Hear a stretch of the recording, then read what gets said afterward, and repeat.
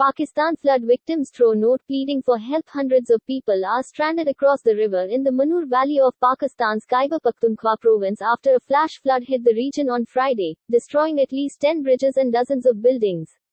We need supplies, we need medicine, and please rebuild the bridge. We are left with nothing now. Those are the contents of a handwritten note villagers throw to our team when we visit. The Manur Valley is located up in the mountains of Kahan, a famous tourist destination in Pakistan.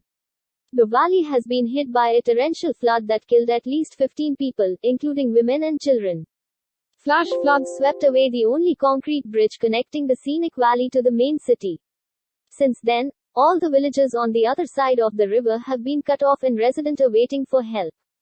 The BBC's team reached the valley after a dangerous one-hour drive where the road was damaged at many points due to the flooding and landslides. In Manur, 2 bridges have completely collapsed and a temporary wooden bridge has been erected. Here, we meet a woman sitting with her belongings. She tells the BBC she can see her home but is unable to reach it. My home and my children are on the other side of the river. I've been waiting here for 2 days now thinking the government might come and repair the bridge. But authorities are telling us that we should start walking around the other side of the mountain to reach our homes. But that's a hike of 8 to 10 hours. I am an old woman. How can I walk this much? She waits for a few more minutes and leaves when the rain starts again and water flowing underneath the temporary wooden bridge begins to swell up. We see men, women and children sitting outside their mud houses on the other side of the river.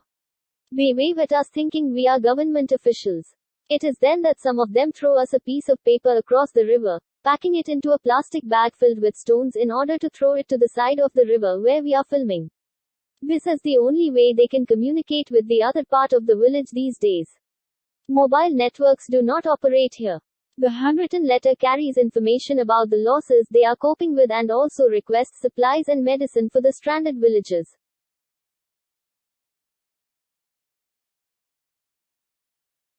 Are sick and can't leave the village on foot. Kindly get the bridge built, it's the main connection with the city, the letter says. We need supplies. We need a road, Abdul Rashid, 60, tells us while speaking of his ordeal.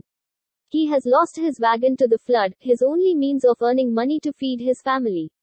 There are many other people who have lost their property and means of income, he says. They need help. They need food. There was a small market here which was swept away. Shops had all the food and supplies. My home is on the other side and now I'll have to walk for 8 hours to reach my home. How can I do that in such an old age? He asks. Many shops and hotels have been destroyed here. Sohail and his brother have lost their mobile phone repair shop to the flood. He tells the BBC he has 3 families to feed and is uncertain about his future now. I don't know what to do. No one has come here to help us as we deserve. Every shopkeeper here is worried. They are all poor people who have big families to feed, he says. These authorities and politicians come here for photo sessions and fun. They come, take photos and leave. No one is helping us. But the deputy commissioner of the district tells the BBC a comprehensive rescue and relief operation was carried out immediately in the area and all the hotels have been evacuated. He adds that an assessment has already been made about property damages. We have completed the assessment and flood victims will be compensated soon, he states. Work has already started regarding reconstruction of the bridge, but it will take some time. In pictures, floods and fear in Pakistan. While the government blames climate change for the flooding, communities are criticizing government and local authorities for allowing builders to construct hotels on the banks of the river. These hotels and markets block the natural waterways, and so we are witnessing much bigger losses due to the floods which could have been avoided easily, says another resident in the main market of Kahan. Many hotels are built on the banks of the river Kunhar in Kahan and the adjacent valleys. Floods have destroyed some of them, along with a police station and a religious school.